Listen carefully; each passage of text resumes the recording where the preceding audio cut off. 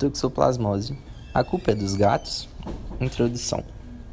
Existem muitas informações distorcidas sobre a toxoplasmose circulando pelas redes sociais. Na maioria das vezes, os gatos são vistos como os grandes culpados da história. Quem nunca ouviu ou leu algum comentário do tipo: gatos só servem para transmitir doenças, mulheres grávidas não podem criar gatos, crianças que convivem com gatos desenvolvem transtorno mental, dentre outros. Isso contribui para que animais sejam abandonados, favorecendo a manutenção do ciclo da doença. Além disso, as pessoas ficam tão incomodadas com a presença dos bichanos que acabam não se atentando para outros fatores de risco para a infecção. Nosso trabalho tem como objetivo esclarecer alguns desses mitos sobre a toxoplasmose e informar como evitar a infecção. O Toxoplasma gondii é um protozoário coccídeo intracelular causador da toxoplasmose. Pertencente ao filo Apicomplexa, é uma importante zoonose, principalmente atingindo gestantes e pacientes imunossuprimidos. É um parasita microscópico e polimórfico, ou seja, pode se apresentar de diferentes formas, e isso vai depender do hospedeiro e da fase do ciclo evolutivo. Apresenta como hospedeiro definitivo os felídeos, onde é capaz de se reproduzir sexuadamente, e os hospedeiros intermediários são mamíferos e aves, os quais apresentam um ciclo de forma assexuada em vários tecidos, células e líquidos orgânicos. Morfologia do toxoplasma. Durante o ciclo, o parasito pode se apresentar das seguintes formas: trofozoito, que é uma forma de meia-lua, com uma extremidade afilada e outra arredondada. O núcleo se apresenta no centro da célula, corado de vermelho no guenza, que é um corante, e ela é encontrada na fase adulta da doença. Também pode ser chamado de trofozoíta ou forma proliferativa. É encontrado nos líquidos orgânicos, excreções, secreções, células hepáticas, pulmonares, nervosas e do sistema mononucleares. Bradizoito. São lanceolados e ficam contidos em cistos no interior dos tecidos musculares, nervosos e oculares. É a forma encontrada durante a fase crônica da infecção e se multiplica de forma lenta. Os cistos, formados pelos bradizoitos, possuem parede resistente e elástica, protegendo o parasito contra as defesas do sistema imune do hospedeiro. E a outra forma são os oocistos, que é uma espécie de ovo produzido durante a fase sexuada do ciclo, que ocorre no intestino dos felídeos, são esféricos e após a esporulação no meio ambiente, irão conter 2 esporocistos, cada um com 4 esporozoitos no interior. O ciclo biológico do Toxoplasma gondii ocorre em 2 fases: a fase assexuada, que acontece nos hospedeiros intermediários, e a fase sexuada, que ocorre no hospedeiro definitivo. O ciclo sexuado ocorre somente nas células epiteliais, principalmente as intestinais de felídeos, que se contaminam por cistos de bradizoitos na carne crua, taxoítos excretados pelos líquidos orgânicos ou oocistos maduros nas fezes dos felídeos. Esporozoitos, bradizoitos ou taxoítos no epitélio intestinal penetram nas células, onde irão se multiplicar por esquizogonia. Neste processo, um parasita irá formar em seu interior vários outros através de duplicação da cromatina nuclear. Esses parasitos novos são chamados de merozoítos. A célula se rompe, liberando-os, que vão penetrar novas células, fazendo novas esquizogonias. Ao todo serão realizadas 5 esquizogonias. A partir daí, os merozoítos liberados penetram em novas células, formando os gametas masculinos, que são microgametas móveis com 2 flagelos, e os gametas femininos, que são macrogametas imóveis. Os gametas masculinos saem da célula e migram para a célula onde estão os macrogametas, fecundando-os e dando origem ao zigoto. Este irá evoluir dentro do epitélio intestinal, originando uma forma mais resistente, chamada oocisto. O oocisto rompe a célula parasitada, caindo no lumen intestinal, onde será liberado junto das fezes.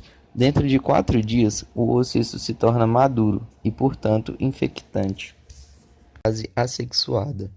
É a fase que acontece nos hospedeiros intermediários, que podem ser contaminados pela ingestão de oocistos maduros presentes nas fezes dos felídeos, ingestão de carne crua contendo cistos de bradizoitos viáveis, ou por contato com taxoítos excretados pelos líquidos orgânicos.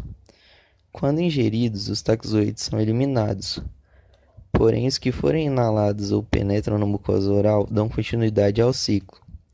Ao entrar no corpo, as formas se transformam em taxoíto, que penetram dentro das células do organismo do hospedeiro e começam a se multiplicar, dando início à fase proliferativa e aguda da doença. No final do processo, rompem as células parasitadas e é liberada uma grande quantidade de taxoítos recém-formados na circulação sanguínea e linfática. Esses taxoítos conseguem parasitar novas células, onde irão se multiplicar.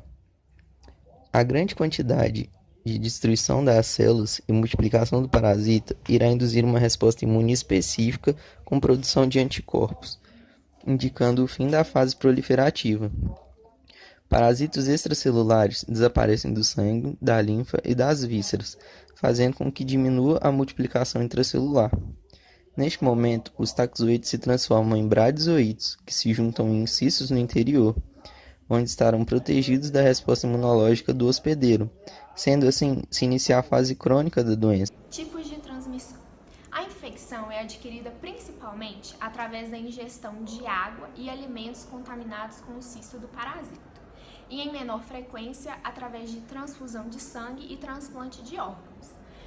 Também pode ser transmitida da mãe para o feto através da placenta. Esse tipo de infecção é chamada de toxoplasmose congênita. Patogenia nos hospedeiros intermediários. Ocorre devido à destruição de células parasitadas, principalmente por taxoítos. A gravidade irá depender da célula, órgão ou tecido destruído. Os cistos presentes nos tecidos dos hospedeiros podem se romper, levando a uma reação de hipersensibilidade retardada. O toxoplasma lesa principalmente tecidos como o cérebro, olhos e músculos. Não há regeneração desses tecidos. Fígado, pulmão e tecido linfóide, onde há regeneração. Entretanto, a ruptura só tem importância em tecidos sem capacidade de regeneração, como a retina, o endométrio numa infecção pré-natal e quando ocorre de forma massiva em algum órgão. Sintomas: acometimento dos linfonodos com linfadenopatia consequente, febre no início da fase aguda durante a multiplicação dos taxoítos, retinocoroidite que se caracteriza pelo acometimento da retina devido a uma reação de hipersensibilidade causada pelo rompimento de cistos de toxoplasma gonji nos olhos dos hospedeiros, encefalopatia em gestantes pode ser causa de aborto, natimortos ou até mesmo o nascimento de crianças e filhotes que apresentaram um desenvolvimento comprometido. Diagnóstico: o método utilizado para a confirmação da toxoplasmose é a sorologia. Ela é realizada a partir da presença de anticorpos IgG e IgM no sangue e, dependendo da localização da infecção, podem ser feitos biópsia e exames de imagem. Epidemiologia. Há a prevalência de Toxoplasma gondii em todo o mundo, e sua prevalência pode chegar a mais de 80% da população. Apesar desse alto valor, a maioria das pessoas não apresenta sintomatologia clínica da doença.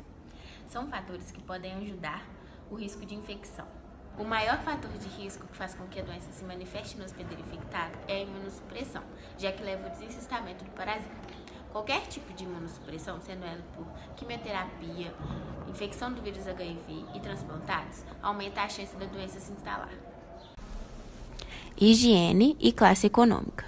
A precariedade da população é um facilitador para a infecção, e esse risco aumenta se o hospedeiro definitivo estiver no local. Empregabilidade. Dependendo da sua ocupação, há um maior risco de se contrair toxoplasmose.